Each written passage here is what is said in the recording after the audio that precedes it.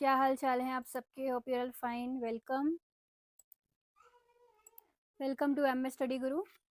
आज की इस वीडियो में हम paper one UGC NET paper one December 2023 के क्वेश्चंस करेंगे, ठीक है। और बहुत टाइम से बहुत सारे लर्नर्स की डिमांड आ रही थी कि मैम इकोनॉमिक्स का पेपर करवा चुके हो दिसंबर 2023 वाला, तो एक बार आप जो पेपर वन है 2023 वाला वो भी एक्सप्लेन कर दीजिए, दिसंबर वाला, ठीक है। तो देखिए आज के सेशन में जितने मैक्सिमम क्वेश्चंस होंगे हम कर लेंगे, बाकी अगर सेशंस में आपका रिस्पॉन्स अच्छा लगा तो रहा तो हम इस सीरीज को कंटिन्यू भी कर देंगे, ठीक है। रेगुलर पूरा पेपर सॉल्व करवा दूंगी, मतलब अलग अलग शिफ्ट्स का, ठीक है। सो आपको डिस्क्रिप्शन में मेरी एप्लीकेशन का लिंक दिया हुआ है। यहाँ पे हमारा कॉम्बो पेपर चल रहा है, पेपर वन इकोनॉमिक्स का दिसंबर 2024 के लिए, ठीक है। अभी आप लेते हो इससे फायदा ये होगा, जून वाला सारा बैच आपको रिकॉर्डिंग मिलेगा अगर सारा एक ही बार देखना है। प्लस दिसंबर वाली जो लाइव क्लासेस शुरू होंगी मोस्ट प्रोबेबली जुलाई के मिड में, है ना, तो वो भी आपको लाइव का असेस मिलेगा, सब कुछ मतलब पूरा पेपर सॉल्व मिलेगा इकोनॉमिक्स का एंड पेपर वन का जो लेटेस्ट जून वाला होगा वो भी। और यूनिट वाइज क्विज भी आपको मिलेगी, ठीक है। 9 मंथ ड्यूरेशन इस कोर्स की रहेगी। मेरी एप्लीकेशन पे ये कोर्स अवेलेबल है। जो बच्चा सिर्फ इकोनॉमिक्स का लेना चाहता है, ठीक है, वो भी एप्लीकेशन पे अवेलेबल है। सिर्फ पेपर वन का भी लॉन्च होगा अभी ये जून वाले एग्जाम के बाद, ठीक है। चलो, और मेरी बुक का link UGC NET paper one की मेरी बेस्ट सेलिंग बुक है, एक नोट्स वाली बुक है, उसका लिंक आपको डिस्क्रिप्शन में दिया हुआ है। और वो बुक रिवीजन के लिए बहुत कारगर सिद्ध हुई है अकॉर्डिंग टू लर्नर्स रिव्यूज। वो बुक रिवीजन पर्पस के पर्पस से बहुत अच्छा है, यूजीसी नेट पेपर वन का, ठीक है। डिस्क्रिप्शन में आपको उस मेरी बुक का लिंक दिया हुआ है और टेलीग्राम का लिंक भी आपको डिस्क्रिप्शन में दिया गया है। सभी अपडेट्स जो है टेलीग्राम पर मिलते हैं। फाइन, इस क्वेश्चन से हम शुरुआत करते हैं। आईसीटी का ये क्वेश्चन, ठीक है। ओके,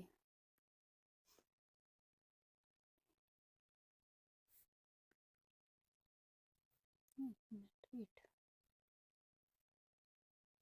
ये था PowerPoint slide. Okay, so अब यहाँ पे in comparison to secondary computer storage primary storages, कहते हैं सेकेंडरी कंप्यूटर स्टोरेज के मुकाबले जो प्राइमरी स्टोरेज है वो क्या होती है, ठीक है। सो लेट्स सी, अब इसका आंसर थर्ड है, that is faster, more expensive per unit of storage and not persistent. Secondary computer storage के मुकाबले जो हमारा प्राइमरी, देखिए सेकेंडरी में क्या, आपका जैसे कंप्यूटर है ना, इसका एक तो प्राइमरी स्टोरेज रहता है, ठीक है, जैसे रैम। एक इसका सेकेंडरी स्टोरेज रहता है, जैसे आपने कोई पेन ड्राइव लगा लिया, है ना, वो सेकेंडरी में आ गया। तो अब ये जो सेकेंडरी का स्टोरेज ज़्यादा होता है वैसे, है ना, सेकेंडरी मेमोरी जो उसका स्टोरेज ज़्यादा होता है बट उसकी स्पीड कम होती है। बट वही जो प्राइमरी मेमोरी है इसमें स्टोरेज ज़्यादा नहीं होता बट इसका स्पीड अच्छा होता है। तो इट इज़ फास्टर, एक्सपेंसिव ये ज़्यादा रहता है, पर यूनिट ऑफ स्टोरेज इसमें ज़्यादा एक्सपेंसिव रहती है प्राइमरी स्टोरेज में, ठीक है। अब ये देखिए, ये मैं सारा आपको दिखा देती हूँ यहाँ पे। लेट्स सी, जो हमारा प्राइमरी वर्सेस सेकेंडरी स्टोरेज, ये आपका आता है प्राइमरी स्टोरेज, ये आपका आता है सेकेंडरी स्टोरेज, ठीक है। वो थोड़ा जूम किया फोटो को इसलिए प्राइमरी ऊपर चला गया। सो प्राइमरी स्टोरेज में मेन मेमोरी जैसे कि रैम, और सेकेंडरी स्टोरेज में ऑक्सिलरी मेमोरी, एक्सटर्नल मेमोरी, ठीक है। So primary memory volatile, secondary memory non volatile.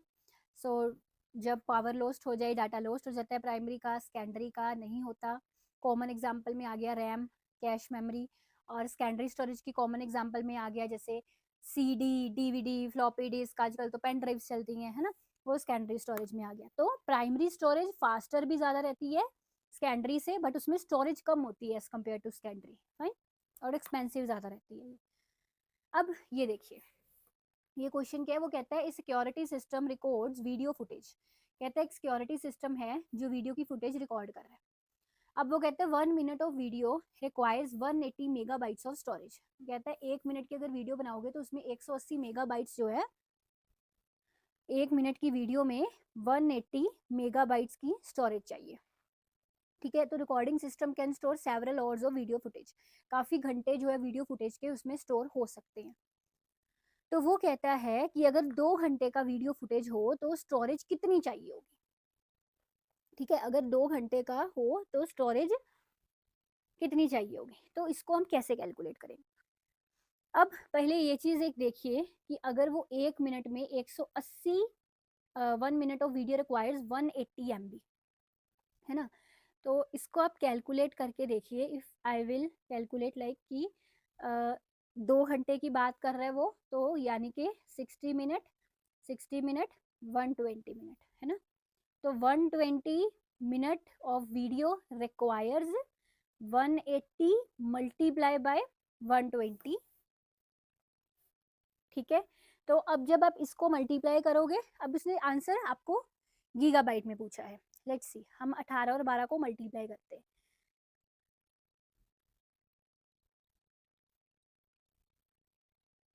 तो ये मेरे पास कितना आ गया, इतना आ गया 216, 2 जीरो है 00। अब इसको आपको कन्वर्ट करना है किसमें, जीबी में, गीगाबाइट्स में कन्वर्ट करना है, ठीक है? सो लेट्स सी, अब 1 गीगाबाइट में 1024 नियर बाई जो है वो मेगाबाइट्स होते हैं, ठीक है? तो अब हम कैलकुलेशन को थोड़ा इजी बनाने के लिए 1024 की बजाय उसको 1000 कंसीडर कर लेते हैं, just to make the calculation easy. तो अब मुझे 21600 इसको किस में कन्वर्ट करना है, जीबी में कन्वर्ट करना है, right? So 1024 is equal to MB is equal to 1 GB, है ना? तो लेट्स सी, मुझे 21600 MB में GB पता करने हैं, कितने होंगे? तो डिवाइड करना होगा इसको, है ना? यानी कि 21600 को हम लोग 1000 से डिवाइड कर देते हैं नॉर्मल मैथमेटिक्स से। हम जैसे पढ़ते होते थे कि अगर 1 रुपए का 10 ये मिलते हैं, है ना? तो अगर मुझे 20 लेने हैं तो वो कितने के मिलेंगे, ऐसे करके सम्स करते होते थे ना, उसी तरह का है ये। तो अब ये इसको इससे काट दो तो ये 21.6 आ रहा है अबाउट, ना? अगर मैं इसको पूरा करती 1024 से तो डायरेक्ट आ जाता आपका 21.1, बट हमने कैलकुलेशन इजी बनाने के लिए थोड़ा उसको 1000 ले लिया, just to make the calculation easy, because आपको 21600 को 1024 से डिवाइड करना थोड़ा डिफिकल्ट पड़ेगा। तो 21.1 gigabyte will be the answer.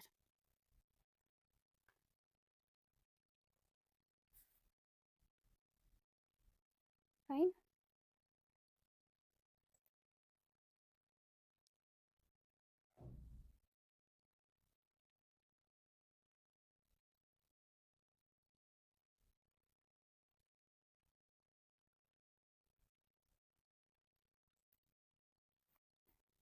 आगे देखिए। ओके, सो इस क्वेश्चन से कंटिन्यू करते हैं। इफ पी की, अब ये पी का यहाँ पे बेस जो है वो 8 है ना? तो हमको ये फाइंड करना है, this thing we have to find. तो अब ध्यान से समझ लो, इस तरह का कोई भी क्वेश्चन अगली बार के एग्जाम में है तो इसको इसी ढंग से, इसी तरीके से आपको करना है, ठीक है? तो लेट्स सी, यहाँ पे हम क्या करेंगे, अब इसका बेस 8 है ना? तो जैसे यहाँ पे 144, हम यहाँ पे 8 की पावर 0, अगर जिसने कन्वर्जन नंबर सिस्टम में किया है तो उसको ये रूल पता होगा कैसा हम करते हैं। 4 को 8 की पावर 0 से मल्टीप्लाई करना है, 4 को 8 की पावर 1 से, और 1 को 8 की, इस तरह से 0 1 2।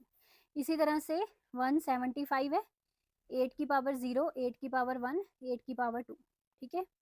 मल्टीप्लाई और प्लस। अब करो 8 की किसी भी नंबर की पावर 0 तो वो 1 बन जाएगा, यानी कि 4 मल्टीप्लाई बाय 1 बाय 4, 8 4 का 32, तो यहाँ पे आ जाएगा 8 का 64, ठीक है? ये आपका आ जाएगा 100, आ गया 100। अब ये देखिए, यहाँ पे आएगा 5, यहाँ पे आएगा 8 7 का 56, और ये आएगा 64, ये आपका बन जाएगा 125, ठीक है? अब दोनों के बीच में प्लस का साइन है, दोनों को प्लस करोगे 225 बनेगा, ठीक है? अब हमको क्या करना है, इसके बाद इसका वो प्राइम फैक्टराइजेशन जैसे करते हैं ना, 8 से ही करना है। 8 2 का 16, देन 8 8 का 64, तो एक बच जाएगा, बच जाएगा ना, क्योंकि 65 है, डिवाइड किया सिंपल मैंने। Then 8,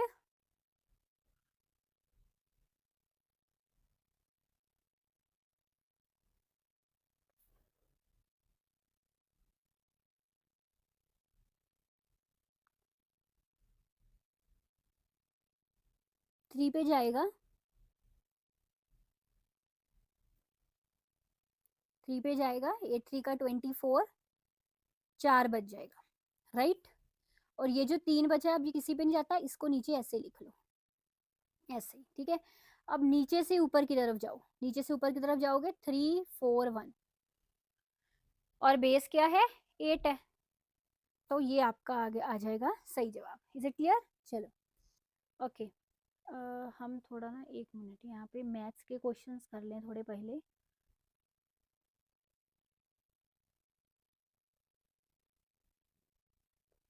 like that, mean and standard deviation of 70 observations are 47 and 9 respectively. If 3 is subtracted from each observation, the new mean and standard deviation will be. कहते हैं मीन भी दिया हुआ है, स्टैंडर्ड डेविएशन भी दिया हुआ है, 70 ऑब्जर्वेशंस हैं, तो मैं यहाँ पे n को 70 लिख लेती हूँ, मीन लिख लेती हूँ इनका 47 एंड स्टैंडर्ड डेविएशन लिख लेती हूँ 9। अब ध्यान से इस बात को समझिए, आपको पूरे का पूरा इसको सॉल्व करने की जरूरत नहीं है। हमने एक प्रॉपर्टी पढ़ी हुई है स्टैंडर्ड डेविएशन की एंड मीन की, change of origin and change of scale के बारे में। Change of origin affects the value of mean but not the that of standard deviation. के स्टैंडर्ड डेविएशन जो होता है ना वो ओरिजिन के चेंज से इंडिपेंडेंट होता है, ठीक है। कहने का मतलब ओरिजिन का चेंज क्या होता है, अगर किसी भी वैल्यूज को, मान लो मेरे पास एक सीरीज है, इसकी सभी वैल्यूज को मैं किसी कांस्टेंट टर्म से प्लस या माइनस कर दूं, है ना, तो जो मेरा नई ऑब्जर्वेशंस बने, इन ऑब्जर्वेशंस का स्टैंडर्ड डेविएशन और इन ऑब्जर्वेशन का स्टैंडर्ड डेविएशन दोनों बराबर हो, दैट मीन्स ओरिजिन में चेंज होने से मेरी स्टैंडर्ड डेविएशन पे कोई फैक्टर नहीं पड़ा। बात समझ में आई? बट चेंज ऑफ स्केल में अगर चेंज होता है तो उससे स्टैंडर्ड डेविएशन की वैल्यूज भी प्रभावित होंगी और मीन की। हमने एक प्रॉपर्टी इकोनॉमिक्स में पढ़ी हुई है ये वाली, कि जो स्टैंडर्ड डेविएशन है that is independent of the origin but not of scale. Origin के चेंज से इंडिपेंडेंट होता है बट स्केल के चेंज से नहीं। स्केल के चेंज का मतलब है कि ऑब्जर्वेशंस को किसी कांस्टेंट वैल्यू से मल्टीप्लाई डिवाइड करके नई लिस्ट बना लो, तो इनका स्टैंडर्ड डेविएशन बराबर नहीं होगा क्योंकि standard deviation is not independent of the change of scale. बात समझे?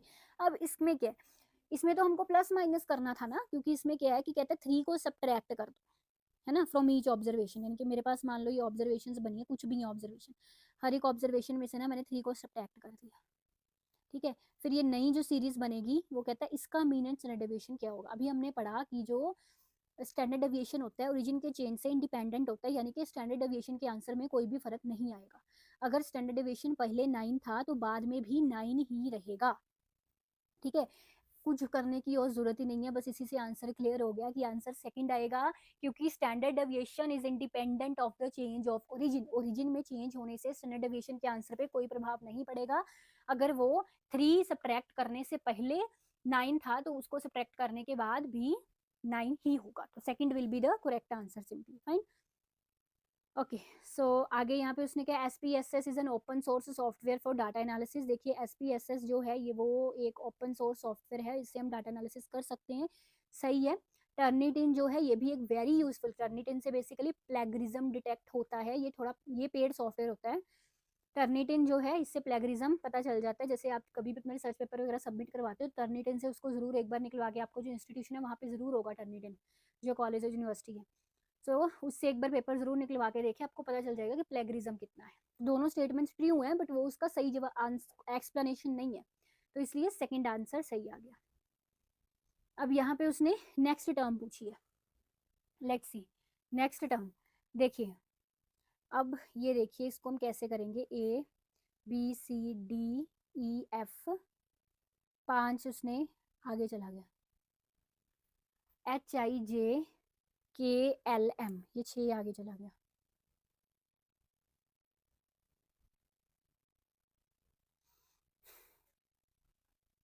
एक मिनट, ABCDEF 5 आगे गया जी, HIJKL 5 आगे गया, NOPQR ये भी 5 आगे गया, राइट। तो आगे क्या आएगा, STUVWX तो Y आएगा, Y आएगा, इसको एलिमिनेट कर दिया मैंने, ठीक है। तो अब आगे ये उल्टा चल रहा है, DEF देखिए +2 किया, EFG HIJKLM, है ना, ++2 कर रहा है वो, यानी कि अगर यहाँ पे हम ए लिखेंगे तो ए में +2 करेंगे तो डी आ जाएगा, BCD, है ना, तो भाई ए आंसर आना चाहिए। समझ गए? आगे देखिए, कहता है Indian arithmetic series having 50 terms. अब उसने यहाँ पे लास्ट एंड फर्स्ट टर्म दी हुई है और सम ऑफ द सीरीज पता करना है। इसका ना एक फार्मूला होता है sum of the series arithmetic progression का, n/2 first term plus last term, ऐसे ये फार्मूला हम लगाते हैं, हमने पढ़ा भी हुआ है ये फार्मूला। तो टोटल 50 टर्म्स हैं, मैंने यहाँ पे 50/2 लगा दिया। अब फर्स्ट टर्म दी हुई है उसने 3 एंड लास्ट दी है 199।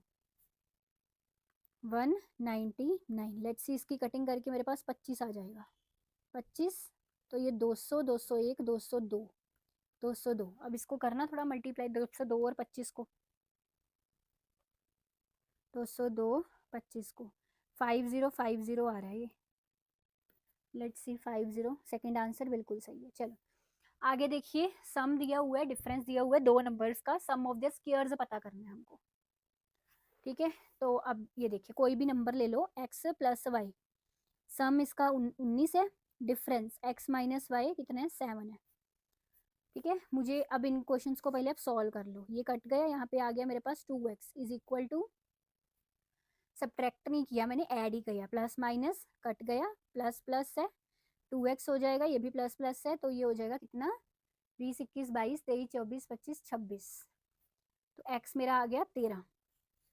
फाइन, अब यहाँ पे y की वैल्यू निकाल लीजिए, x plus y is equal to 19, तो x is equal to 19 minus,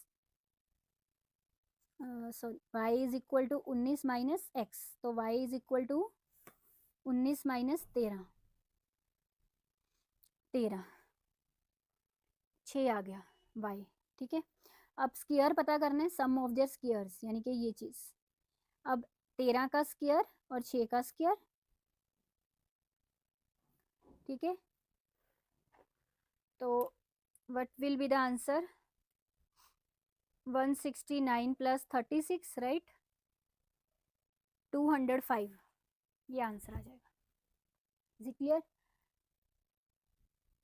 अब आगे देखिए, ये वाला क्वेश्चन कहते हैं train moving at A speed of 63 kilometre per hour. अब ये जो ट्रेन वाला होता है ना फार्मूला, इसमें एक दो फार्मूले लगते हैं, वो याद रखना इस तरह के क्वेश्चंस में, अभी करवाऊंगी आपको। ट्रेन जो है वो 63 किलोमीटर पर आवर की स्पीड पे जा रही है, तो स्पीड उसकी 63 और किलोमीटर पर आवर में दी हुई है। ठीक है, it enters A railway station, crosses the platform. अब प्लेटफॉर्म को वो 20 सेकंड में पार कर रही है। ठीक है, ट्रेन की लेंथ उसने 100 मीटर दी हुई है और लेंथ ऑफ द प्लेटफॉर्म पता करनी है। तो ध्यान देइए, इसके लिए ध्यान से देखिए, इसके लिए एक फार्मूला होता है, उस आपको प्लेटफॉर्म की लेंथ पता करनी है, राइट। तो फार्मूला के अकॉर्डिंगली डिस्टेंस जो रहता है, total distance, that is length of platform plus length of train, right. Total distance is equal to length of platform plus length of train. अब यहाँ पे आपको दिया क्या हुआ है, तो हमने यहाँ पे क्या करना है, the formula is length of total distance, total distance will be equal to length of platform plus length of train. ठीक है, यहाँ से प्लेटफॉर्म की लेंथ हम निकाल सकते हैं अगर मुझे टोटल डिस्टेंस एंड ट्रेन का लेंथ पता हो। ट्रेन का लेंथ दिया हुआ है, डिस्टेंस नहीं पता, तो डिस्टेंस का फार्मूला होता है स्पीड मल्टीप्लाई बाय टाइम। अब दिक्कत यहाँ पे ये है कि स्पीड मुझे किलोमीटर और में दी हुई है, बट टाइम सेकंड में दिया हुआ है। ठीक है, तो लेंथ ऑफ द ट्रेन भी मीटर में दी हुई है, तो हम ऐसा करते हैं, देखिए कन्वर्जन होता है किलोमीटर और से मीटर सेकंड में।